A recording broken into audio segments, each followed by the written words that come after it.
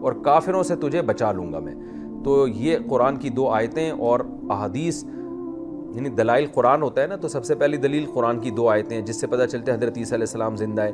اس کے بعد دلیل میں بخاری اور مسلم کی متفقun علیہ صحیح احادیث ہیں، اور بخاری مسلم کے علاوہ بھی ہیں یہ احادیث جن سے صاف پتہ چلتا ہے کہ حضرت عیسیٰ علیہ السلام قرب قیامت میں نازل ہوں گے اور زندہ ہیں آسمانوں پہ. اور تیسرا، خود تورات اور پادریوں کی گواہی کہ پچھلی آسمانی کتابوں میں حضرت عیسیٰ کے بارے میں لکھا تھا کہ آسمانوں پہ اٹھائے جائیں گے. یعنی پچھلی آسمانی کتابوں کا مضمون اگر قرآن کے خلاف نہ ہو تو اس کو بھی بطور دلیل کے پیش کیا جا سکتا ہے. ساری عیسائیت اس پر متفق ہے کہ حضرت عیسیٰ آسمانوں میں زندہ ہیں، یہ خود ایک دلیل ہے. اور چوتھی دلیل ہے اجماع امت.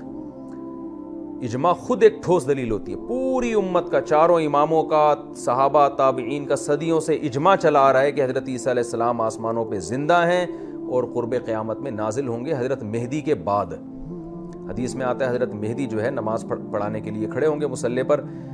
یہ دمشق میں ایک مسجد ہے، اس مسجد کی بھی علماء تعیین کی کوشش کر رہے ہیں لیکن یقینی طور پر نہیں پتہ کس مسجد میں.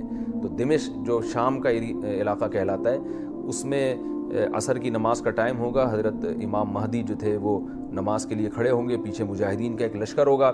تو حضرت عیسیٰ علیہ السلام فرشتوں کے سہارے آسمان سے اتریں گے نیچے، اور مسجد کے مینار تک جب پہنچیں گے تو ان کے لیے سیڑھیاں لگائی جائیں گی. تو سوال یہ پیدا ہوتا ہے نا، آسمان سے تو یہاں تک آ گئے تو اب یہاں کیوں سیڑھیاں کیوں؟ تو علماء نے اس میں حکمت بیان کی. اب عالم اسباب میں آ چکے ہیں، اب یہاں فرشتے نہیں آئیں گے بلکہ یہاں جو پراپر طریقہ ہوتا ہے نیچے اترنے کا اس طریقے سے اتریں گے. اور بعض روایات میں آتا ہے آپ کے بالوں سے پانی ٹپک رہا ہوگا، کیونکہ حضرت عیسیٰ علیہ السلام کو جب سولی پہ لٹکایا گیا تھا تو اس وقت وہ غسل کیا تھا انہوں نے، تو بالوں سے پانی بہہ رہا تھا. تو بالکل اسی کنڈیشن میں حضرت عیسیٰ نازل ہوں گے. عین ممکن ہے اللہ حضرت عیسیٰ کے حق میں آسمانوں پہ اللہ نے وقت کو روک لیا ان کے حق میں. تو جب نیچے اتریں گے حدیث میں آتا ہے تو حضرت مہدی ان کو مصلی پہ آگے کریں گے کہ آپ نماز پڑھائیں، لیکن وہ عذر کر لیں گے کہ اللہ نے اس کام کے لیے آپ کو منتخب کیا. یعنی اس امت کی امامت اسی امت کے لوگ کریں گے. میرا کام، یعنی میں حدیث کی تشریح اپنے الفاظ میں کر رہا ہوں کہ میرا کام ہے جہاد کرنا، لڑائی کرنا جس کے لیے اللہ نے مجھے بھیجا ہے. اور دجال بھی ظاہر ہو چکا ہوگا تو دجال کو بھی قتل کریں گے. یاجوج ماجوج ظاہر ہوں گے، ان سے بھی لڑائی ہوگی، اور یاجوج ماجوج کو بھی قتل کریں گے. اور پھر حدیث میں آتا ہے مختلف احادیث میں کہ اس زمین کو عدل و انصاف سے بھر دیں گے. اور ترمذی کی روایت ہے کہ اتنے بڑے بڑے انگور پیدا ہوں گے، پھر آسمان سے برکتیں نازل ہوں گی نا، کیونکہ پوری دنیا میں امن ہوگا، توحید پرست لوگ ہوں گے، ایک مذہب، ایک دین، دنیا سے برائی کا خاتمہ ہو جائے گا. اور پھر ایسا عدل و انصاف سے بھر دیں گے کہ اور پھر اللہ کی طرف سے برکتیں نازل ہوں گی. ترمذی میں روایت ہے کہ ایک انار اتنا بڑا پیدا ہوا کرے گا کہ اس کے چھلکے کو لوگ سائبان کے طور پہ استعمال کریں گے. ایک انگور کے دانے کو نچوڑ کے لوگ، اس سے اتنا رس نکلے گا کہ لوگ گلاس بھر کے پئیں گے. یعنی اتنے بڑے بڑے انگور پیدا ہوں گے. تو اللہ کی طرف سے نا برکتیں کھل جائیں گی، زمین کی برکتیں، آسمان کی برکتیں، اور دنیا عدل سے بھر جائے گی.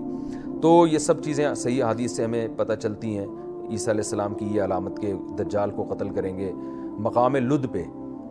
اور غرقت کے پیچھے حدیث میں آتا ہے کہ یہودی جو ہے نا، اتنی زبردست یہودیوں سے لڑائی ہوگی کہ آپ صلی اللہ علیہ وسلم نے فرمایا کہ پتھر بھی یہودیوں کے اگینسٹ ہو جائیں گے.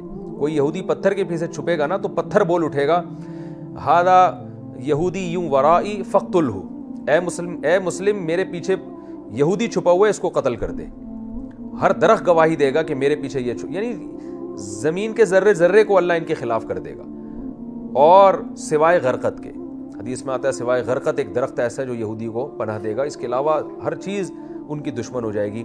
حضرت عیسیٰ علیہ السلام لڑائی کریں گے، دجال کو بھی قتل کریں گے مقام لد پہ، اور زمین کو عدل و انصاف سے بھر دیں گے. یہ موٹی موٹی علامتیں ہیں جو قرب قیامت کی ہیں اور حضرت عیسیٰ علیہ السلام کی ہیں، جو میں نے آپ کے سامنے پیش کی. آگے اللہ تعالیٰ فرماتے ہیں وَإِن مِّنْ أَهْلِ الْكِتَابِ إِلَّا لَيُؤْمِنَنَّ بِهِ قَبْلَ مَوْتِهِ، اور اہل کتاب میں کوئی بھی ایسا نہیں ہے جو ان کی موت سے پہلے ان پر ایمان نہ لے آئے.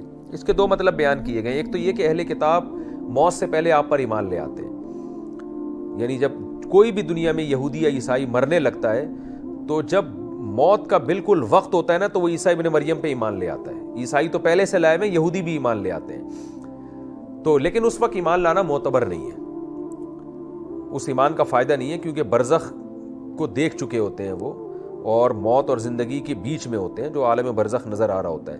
تو ایک مطلب تو یہ بیان کیا، دوسرا مطلب یہ بیان کیا گیا ہے کہ جتنے بھی اہل کتاب ہیں حضرت عیسیٰ کی موت سے پہلے ایمان لے آئیں گے، یعنی پھر اس سے ظاہر ہے وہی مراد ہیں جو اس حضرت عیسیٰ کے دور میں ہوں گے۔